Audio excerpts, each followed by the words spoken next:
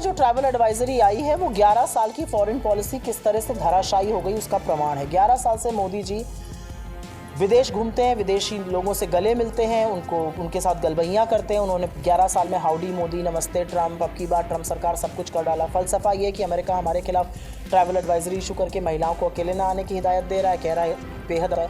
और मोदी जी चुप रहते हैं। मोदी जी की नसों में जो गर्म सिंदूर बहता है वो ट्रंप का नाम सुनते ही भीगी बिल्ली बन बात करेगी।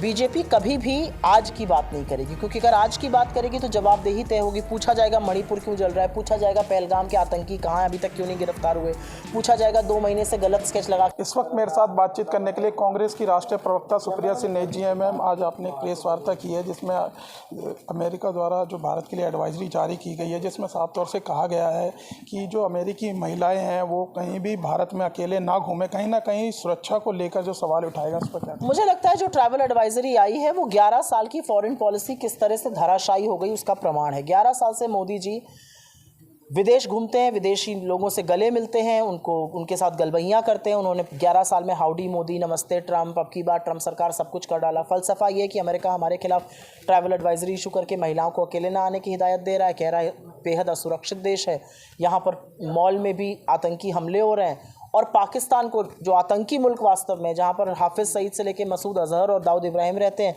उनको बुलाकर दावत दे रहा है, उनको महान नेता बता रहा है। आसिम मुनीर और नरेंद्र मोदी का एक सांस में एक समकक्ष ला के खड़ा कर रहा है। लगातार अमेरिका ने हमारे खिलाफ सीज़ फायर पर श्रेय लेने की कोशिश की 17 बार। अमेरिका हमारे लोगों को हथकड़ियाँ और बेड़ियाँ डाल के भेजता है, हमारे ऊपर टैरिफ लगाता है, हमें अब्यूज़र और फ्रॉड बुलाता है, और मोदी जी चुप रहते हैं। मोदी जी की नसों में जो गर्म सिंदूर बहता है वो ट्रंप का नाम सुनते ही भीगी बिल्ली बन जाता है। कल मैम 50 साल आपातकाल को हो जाएंगे, ऐसे में बीजेपी ने ऐलान किया कि पूरे देश में संविधान हत्या दिवस मनाएंगे। बीजेपी आपको 400 साल पहले और 40 साल बाद की ही बात करेगी। बीजेपी कभी भी आज की बात नहीं करेगी, क्योंकि अगर आज की बात करेगी तो जवाबदेही तय होगी। पूछा जाएगा मणिपुर क्यों जल रहा है, पूछा जाएगा पहलगाम के आतंकी कहाँ हैं, अभी तक क्यों नहीं गिरफ्तार हुए, पूछा जाएगा 2 महीने से गलत स्केच लगा के क्यों घूम रहे थे, बहुत सारे सवाल पूछे जाएंगे। बेरोजगारी पर आप क्या कर रहे हैं, महंगाई पर आप क्या कर रहे हैं, आप नौकरियों पर क्या कर रहे हैं, आप खुद संविधान को, आरक्षण को क्यों खत्म करना चाहते हैं, आप जातिगत जनगणना पर पूरी तरह से प्रतिबद्ध क्यों नहीं है, बहुत सारे सवाल पूछे जाएंगे। तो 400 साल पहले की खुदाई कराते रहो और 40 साल बाद का सपना दिखाते रहो, अभी कोई बात ही नहीं करेगा। मेरी लीडरशिप ने कहा है कि इमरजेंसी गलत थी, उसका तुरंत सुधार हुआ जनरल इलेक्शन में, लेकिन जो 11 साल से देश में हो रहा है, जहां पर नमक रोटी खिलाने वाले आप जैसे एक पत्रकार की मौत हो गई, लेकिन उसके ऊपर यूएपीए लगा दिया गया, जहां पर मुसहर घास खाते हैं इसको दिखाने वाले पत्रकार के ऊपर देशद्रोह लगा दिया गया, जहां पर पीपीई किट के घोटाले को रिपोर्ट करने वाले के खिलाफ केस चला, घोटालेबाज के खिलाफ केस नहीं चला, उसके बारे में आप क्या कहिएगा? चाहे वो ऑफिसर हो, चाहे वो रिपोर्टर हो, चाहे वो विपक्ष हो, हर व्यक्ति के खिलाफ एजेंसीज का दुरुपयोग जो 11 साल से हो रहा है उस पर कोई क्या कहेगा? देखिए, हमारे साथ बातचीत करने के लिए थी कांग्रेस की राष्ट्रीय प्रवक्ता सुप्रिया सिन्हा।